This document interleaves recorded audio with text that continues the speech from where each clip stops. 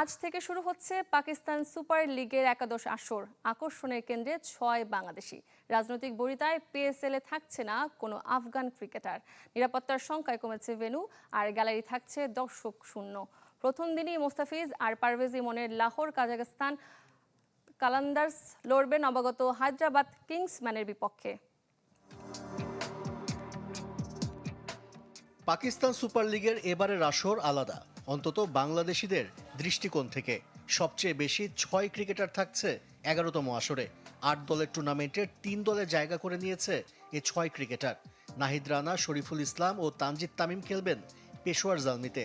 Champion Lahore কালান্দার্সে খেলবেন মোস্তাফিজুর রহমান ও পারভেজ হোসেন ইমন, আর রাওয়ালপিন্ডি পিন্ডিজে রিশাদ হোসেন। প্রথম দিন থেকেই বাংলাদেশি সমর্থকদের চোখ থাকবে পিএসএলে, কারণ উদ্বোধনী ম্যাচে লাহোর কালান্দার্সের মুখোমুখি হবে নবাগত দল হায়দ্রাবাদ কিংসম্যান।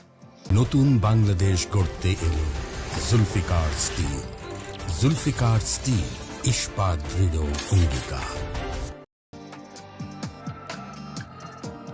ক্রিকেটারের বাইরেও পিএসএলে থাকছে বাংলাদেশিদের উপস্থিতি। প্রথমবারের মতো পাকিস্তান সুপার লিগে ম্যাচ পরিচালনা করবেন আইসিসির এলিট আম্পায়ার শরফুদ্দুল্লাহ ইবনে শহীদ সৈকত, আর ধারাভাষ্য প্যানেলে থাকছেন আরেক বাংলাদেশি আতার আলী খান। আইপিএলের সাথে প্রায় একই সময় শুরু হওয়ায় মানসম্মত বিদেশি ক্রিকেটারের অভাব দেখা দিচ্ছে। অনেকেই পিএসএল এর ফ্র্যাঞ্চাইজির সাথে চুক্তি করেও তা ভঙ্গ করে আইপিএলে ছুটছে। Blessing Muzarabani, Dasun Shanaka, Gudakesh Motie, Spencer Johnson আছেন এ তালিকায়। তবে Steven Smith, Glenn Maxwell, David Warner, Daryl মিচেলরা থাকছেন পিএসএল এর সাথে। কোনো আফগান ক্রিকেটারও নেই পিএসএলে। মূলত পাকিস্তানের সাথে রাজনৈতিক দ্বন্দ্ব আর কাবুলের হাসপাতালে বিমান হামলার জেরে সরে দাঁড়িয়েছেন রহমানুল্লাহ গুরবাজ, মোহাম্মদ নবীরা। একই কারণে নিরাপত্তায় জোর দিচ্ছে পাকিস্তান।